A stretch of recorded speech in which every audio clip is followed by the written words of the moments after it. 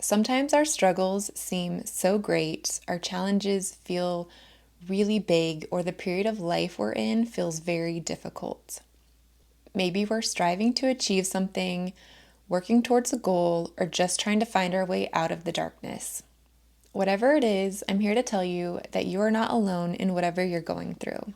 A lot of times it can seem like we're the only one experiencing something in our lives. But the fact is that there are billions of people on this planet, and at any given time, there is somebody who is going through the same challenges that you are facing right now in this moment.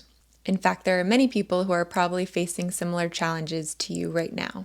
Or there are people who have already gone through what you are currently experiencing, or people who will be going through what you are experiencing now. So, this is just a reminder that you are never alone in your struggles.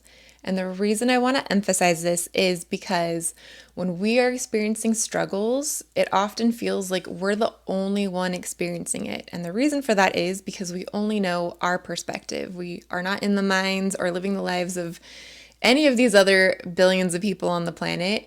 We are only living our experience, and we only know what we're feeling and thinking and what life looks like for us. So I just want to remind you that you are not alone, because just the simple fact of knowing that somebody else is going through it too makes it a little bit easier. Not that we want other people to have difficulties, but there's this mentality that I think is very hard when we are perceiving ourselves as the only one experiencing something very difficult, when in fact there are many. And my personal belief is that when we come to this planet, we come to live a life of contrast, of duality. There's dark and light, there's good and bad. And we are here to play with the contrast, create with the contrast, learn from the contrast. The contrast is part of the existence here, but the good news is that what you do with it is up to you. So I'd like to start with some of my own personal struggles and challenges that I face, just to let you know that there's a real person here that has also experienced many of the things that all of you are going to be experiencing. So I'm going to start by talking about some common things that we all experience, and hopefully whatever you're going through right now, this just makes you feel a little bit more connected and a little bit less alone. First of all, employment. Maybe you're struggling with your job. Maybe the type of work that you're doing is very taxing, or the hours are long, or there's just a lot of stress, or there's different dynamics in the workspace. It's not only about the work, then we also have the personal dynamics of coworkers, bosses, superiors, people above us, maybe people below us that we're supervising. So there is a lot that goes into play in the workplace, and I think employment is something that most of us can relate to. I know I've personally had so many jobs throughout the course of my life, and a lot of different experiences, obviously, that go with each one. I worked as a probation officer for about 10 years, and during that period of time, I had a workload, and the nature of the workload of a probation officer is such that you can never get your work done. What I mean by that is this. It's not like a job that you show up to and you have these couple of assignments assigned to you and you do them and you're done for the week. It does not work like that. There is always more work to be done. And often it's about prioritizing what comes first. Are there deadlines? How important is this versus that? And you could literally freeze your workload at any point in time and have enough work to do for the next 2-3 months just based on any given moment in time.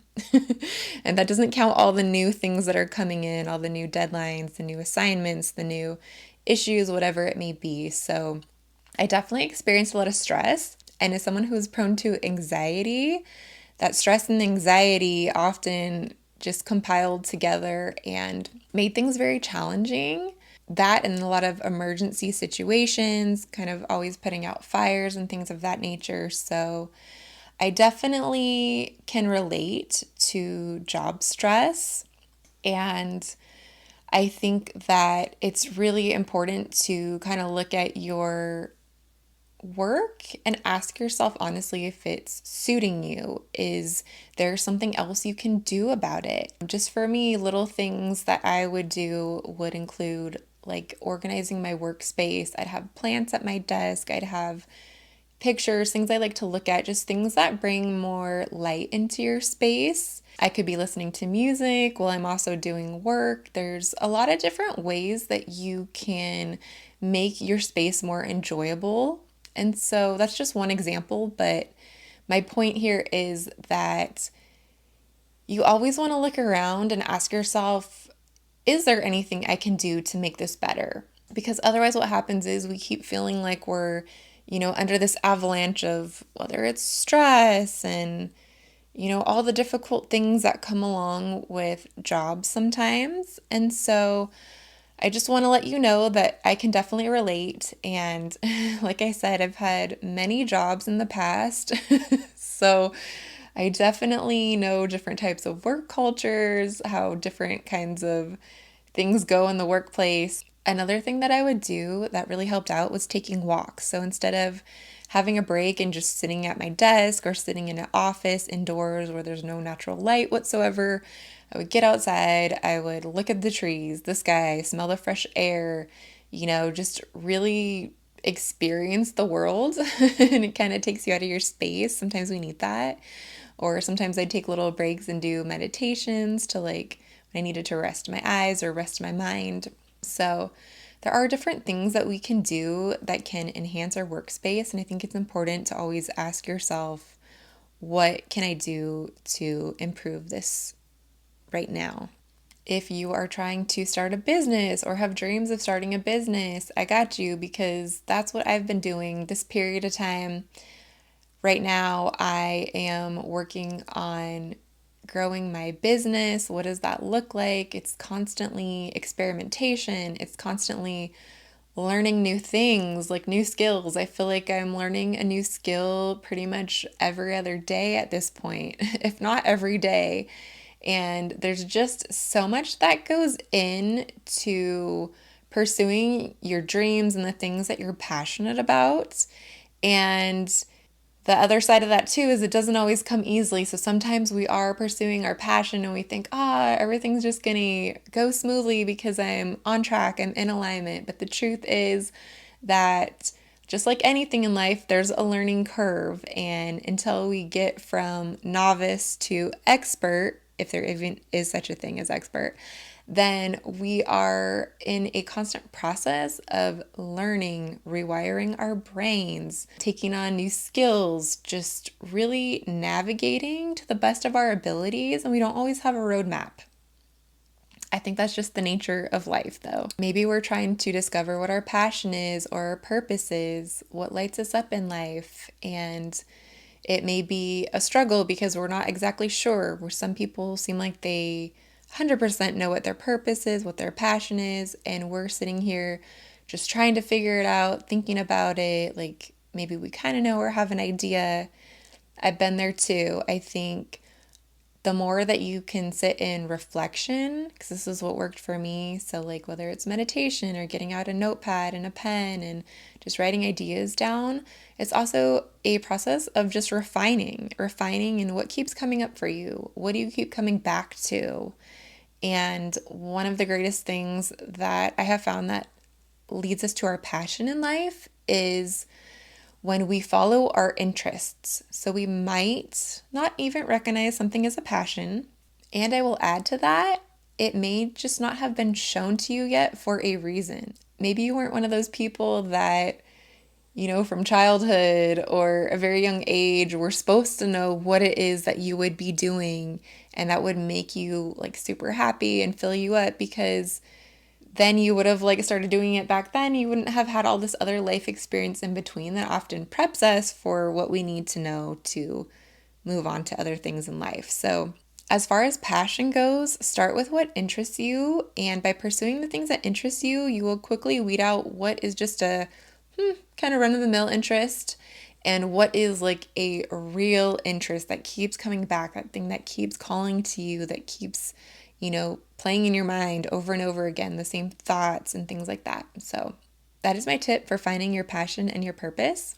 Relationships. This is a huge thing in life. We are social beings, to different extents, but we all crave relationships of different types. This could be romantic relationships, friendships, family relationships, working relationships. And I think our relationships kind of go like this in life, at least from my experience, it's like, say with friendships, maybe there's a period of time you're growing up and you're super close with all your friends. And then as you get older, you find everyone's kind of like going their different ways. They start working or people start having families. And that can be really difficult to find yourself in a phase of life where you had like all these people around you that you could always do things with. And now you find yourself more alone in life or having to do things by yourself.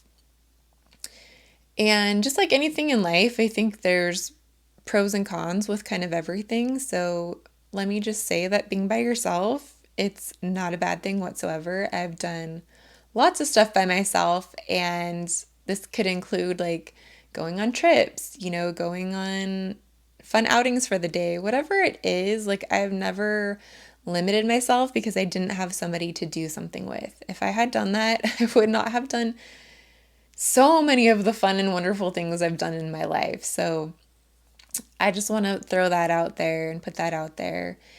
And just kind of getting back to it, I just want to say, like, I can relate to you. At this period of time, I'm in my later 30s, and I just feel like I don't have as big of a circle of friends as I would like to have. It was nice back in the day, when you're younger and there's always somebody available to go do the things that you want to do. And then as you get older, you kind of find like, oh, well, I don't always have someone to go do things with me. So that can be a real struggle sometimes. I've definitely struggled with that myself. Other types of relationships, familial relationships, I think just like friendships or family relationships can kind of go in waves too. And it's like sometimes we're having better, more smoother relationships, and other times it might be a little more turbulent. And one thing I found for that is, to always turn inward. And if I am having an outer difficulty, often I need to adjust something inward first for that outer experience to start to go more smoothly. So everything starts within us, and then we see it expressed outward based on our beliefs, our perceptions, how we interact and react to things.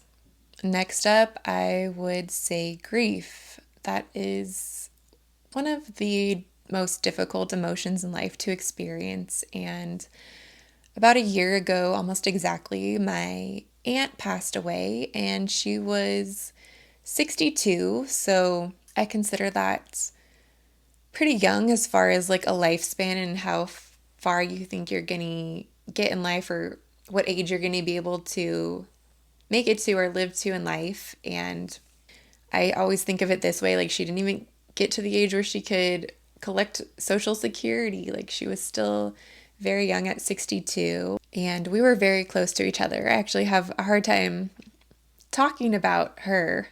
Every time I do, my eyes start to water, and that's okay though. I think I've learned a lot this past year just going through the motions and the processes of grieving someone who I was very close to. Every day I cry a little bit, and I think that's healthy because I'm just letting my emotions out. And there's really no roadmap for grief, I feel like. It's your own relationship with that person, and it's your own processes that you're going through. And again, going back to us living in this world of contrast where there's good and bad and light and dark, I just want to emphasize that in any given situation, we always have the ability to do something with it. We always have a choice of how we handle it. And as far as grief, what I've been doing is I will cry for maybe like 30 seconds, just getting whatever's in there out and clearing it. And then I will switch my focus to something more positive. I find that instead of dwelling on all the sad things that I could choose to dwell on, It would be so easy, and I could just get lost in that and feel down, and I'd be the one making myself feel down because even though I love her and I miss her very much, I don't have to stay down there.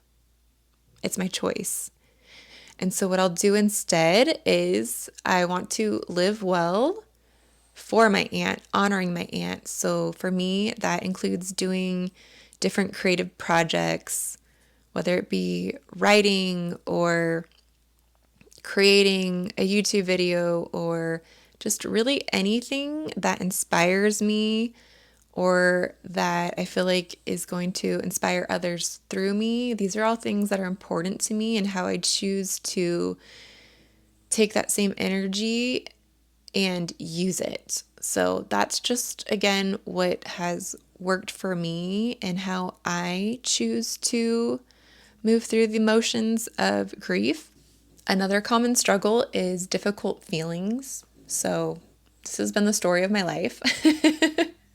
And I gotta laugh at it just because I've had just so many emotional struggles, and I always like kind of have wondered, like, is it just me or do other people experience the constant like ups and downs through like life on a daily basis? Because for me, sometimes I'll start my day out high and then there'll be a period of time where I start to feel low, and then I can bring it back up, but there's like always this like fluctuation. What I have found with that is that tools that I've learned along the way and keep in my toolbox. My toolbox is accumulated wisdom, knowledge, things that have worked for me, and just processes that I've refined. And so now when I start to feel low, I tend to recognize that pretty quickly, and then I can bring myself up, recognizing again that there is always a choice. But the point of this is that I just want to let you know, whoever is watching this video right now, that you're not alone in your emotional struggles. I am someone who has experienced like all the range of emotions. I feel like I'm a very sensitive person, and I feel emotions very easily. Like they come out right away. Like some people, if they're presented with an issue, they think about it first. And other people, like me, something occurs and we feel it first. Like we can't help but immediately to feel that emotion. It's just there. It's really tangible. And when you're somebody who is a big feeler,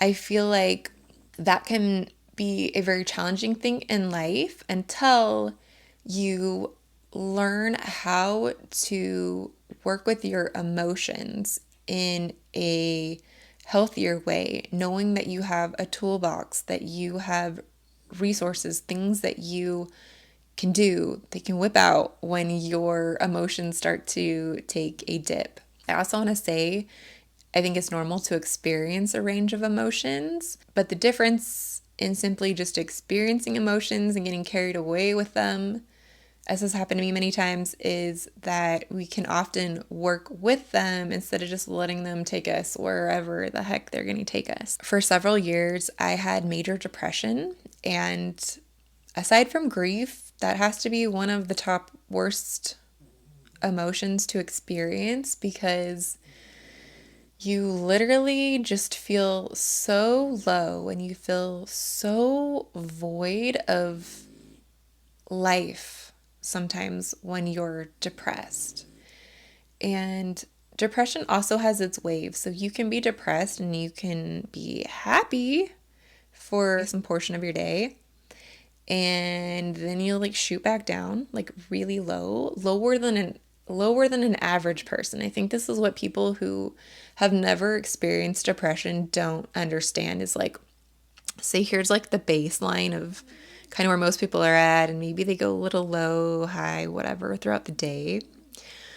But like when you're experiencing depression, you can still feel like higher emotions. You can still laugh at things. You can find something funny, but your emotions can like just in the blink of an eye take a dive and just plummet way below that line or that base point that I think most people kind of revolve around. It also feels like there's this blanket on you that's like heaviness and it's weighing you down. And then from my personal experience, when I was going through major depression, I couldn't feel joy for a good portion of that time. Like I literally could not feel that emotion. I know what joy feels like. When I was going through depression, I knew I'd experienced joy many times throughout my life, so I knew what it was, but I could not feel it. There was no getting to that emotion because it was just too high on the emotional scale.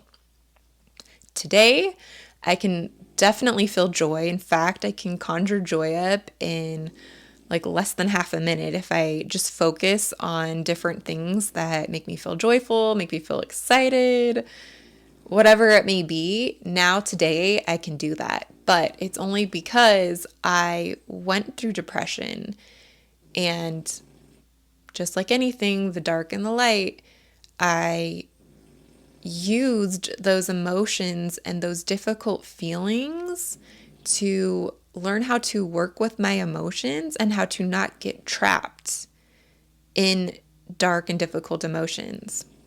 There was a period of time, obviously, where I didn't know how to do that. I was in depression and I just felt like I'm stuck here. I can't get out of it. Like you don't know where to go. But as you begin to move through depression, you learn so many valuable things that you take with you for the rest of your life and help you with difficult emotions. So when I was talking about grief, a lot of the same tools and concepts that I experienced when I was going through depression, I used to address the grief with my aunt, and they have been very, very helpful. So now I can thank that depression for its teachings and all the different things that it taught me. Yes, it felt terrible to go through it, but I am also very grateful now that I had the experiences that helped me develop tools to better navigate my life moving forward, because I can use these tools forever. And this just feels like a really good time to say this. I was not even going to talk about my book in this video, but I feel like just since we're talking about depression, maybe it will help somebody. This is my book. It's Intuitive Depression, Living in Alignment. And it is all about my experiences with depression and how I started to move out of depression. There's a toolbox that includes a lot of the tools that I used. Basically, this is the roadmap that I wish I had. And when I say roadmap, it is not like oh, you do this and you do that and you do that and you're out of depression. It's not that. Depression doesn't work like that. It is different for everybody.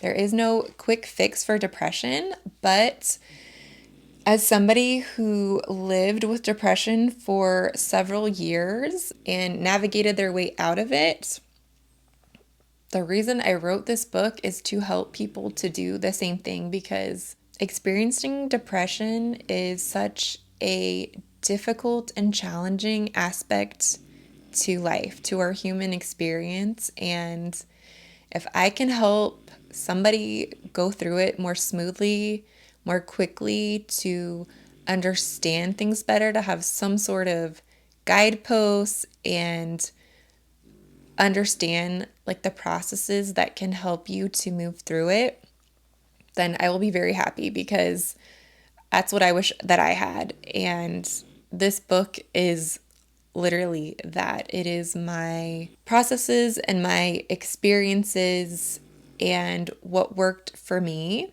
And again, it's going to be different for everybody. So, what worked for me isn't going to be 100% the same thing that's going to work for somebody else. But I think there's a lot of similarities and commonalities that the information that's contained in this book can guide you through it. And it's meant to be a guide. It's meant to be helpful. It's meant to be a resource. Another common difficult thing that I would say makes us feel alone or lonely is not feeling good enough. And I think this is something so many people experience, and it shows up in different ways for everybody. But I think there's so many aspects of life, so many arenas of life, and just at certain points, we don't feel good enough. Maybe it's the career we want. Maybe it's the relationship that we want. Maybe it's developing new skills that we just don't think that we can achieve. Maybe we see other people doing something that we want to do, but we don't personally feel like we can do it or that we'll be able to pull it off in the way that we want to. So, meaning we won't be able to do it well. And I just want to remind you that everybody is so unique. You are unique. There is no one who is like you, and there is nobody who is ever going to be like you. You are one of a kind forever.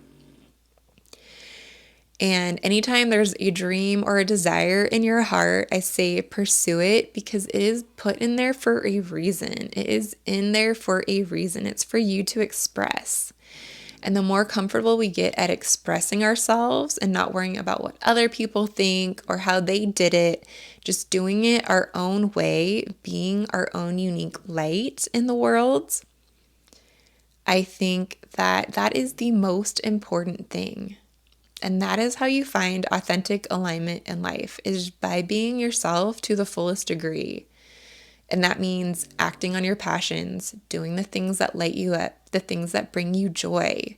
If you have options of like, oh, I could do this, this, or this, what excites you the most? By doing that, it will light you up, and then it will lead like to all these other pathways that will light you up as well. So I just want to remind you that you are never alone in the things that you're going through, but you are unique. So it is okay if nobody has ever done the thing that you want to do, or if nobody's ever done the thing that you want to do in the way that you want to do it. I think you have to do it. I think that's why we're here, is we're here as these totally unique individuals, these totally just multifaceted beings that are put together in such combinations that, again, nobody is ever like us. Nobody is exactly the same. And so it only makes sense that you're going to have these unique desires that are meant to be expressed in a certain way that only you can express them. So do it. Our mindset is very, very powerful.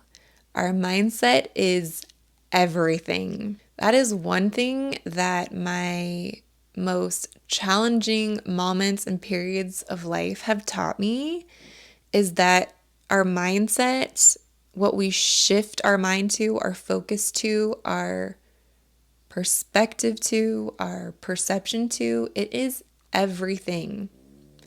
And in any given moment, we always have the power to use whatever circumstance, whether pleasant or unpleasant, whether it's our preference or not our preference, we can use it to our advantage.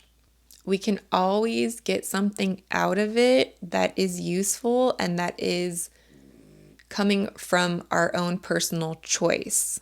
We can always use a situation to our advantage, whether it's a positive scenario, a negative scenario.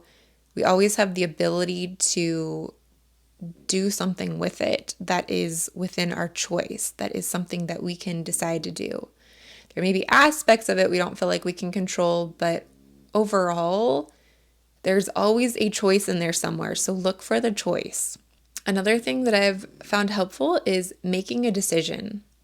Sometimes we're not sure what to do, and it can keep us trapped because we don't know if we should make this choice, that choice, if we should do this or maybe that, a combination. Like, we're just not sure where to go.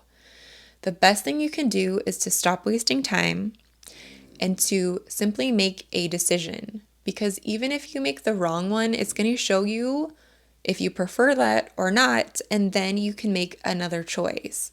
And a lot of times we get stuck in inaction, not doing the things in life that we want to do, because we're afraid we're not going to get it right, or we're afraid we're not going to make the right choice.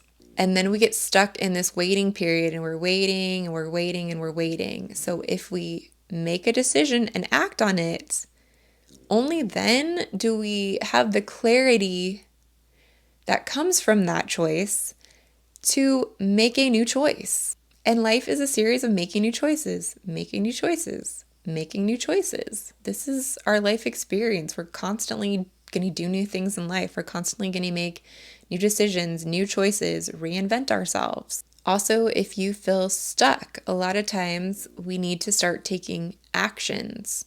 And some of those actions can result from just simply making a choice. Maybe we're not sure of the exact action to take. You know, we want to know everything in advance, but life doesn't work that way. So we just have to act. If there's something that you want to do, some dream you have, some goal you have, start by taking an action. What are the actions of the person who is doing the thing you want to be doing in life? What are those actions? Once you figure out what those actions are, start taking them. If you want to write a book, then start writing. Just anything, pages, put pages together. You don't have to have the whole outline. You can just start anywhere. If you want to have a business, there's so many things that go into that. There's no way you can plan it all out. You just have to start somewhere.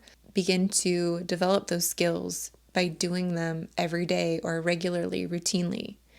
You will be a pro in no time. The only difference between being somebody who is here and has a dream and being the person who's achieved the dream is putting in the repetitions, taking actions that lead you to that goal. So keep taking actions.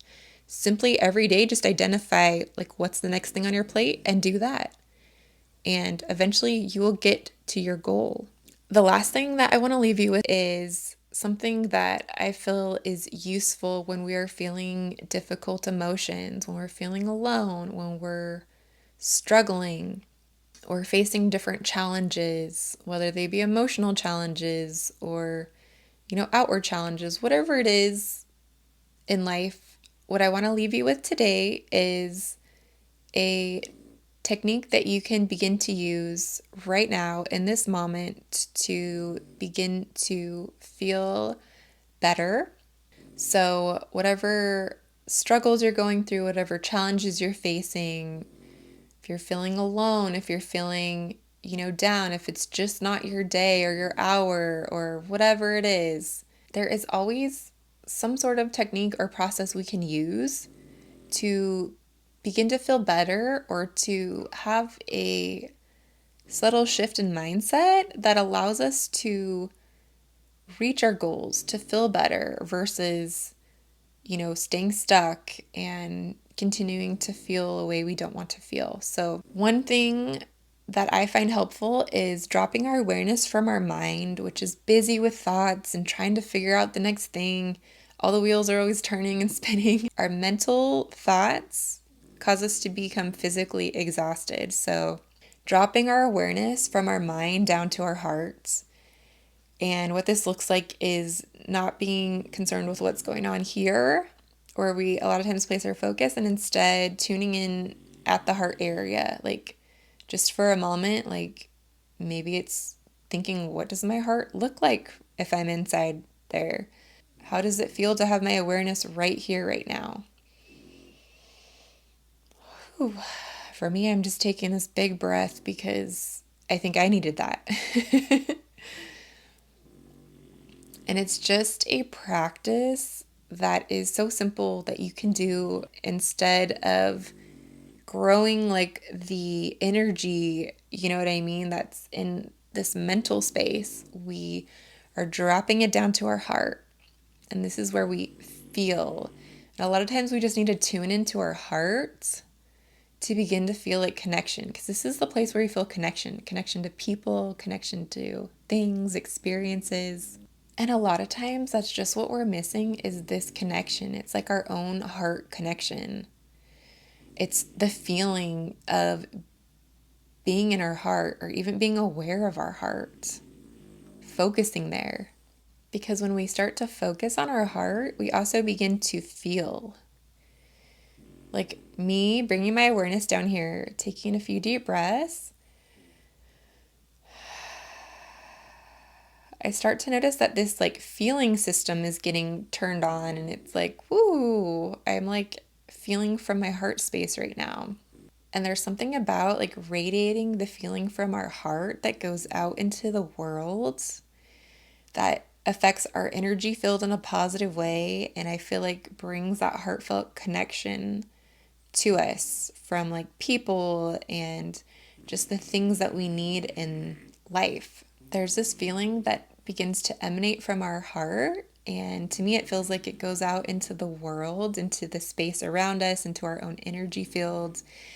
And I feel like it attracts things to us, people, circumstances, information, whatever it is. So, this is something that I recommend doing that can help you to feel more connected and to tune in with your heart, which I feel like automatically makes us begin to feel a little bit better than we felt before.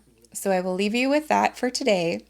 I just want to say thank you so much for tuning in and for watching this video and sharing this space with me.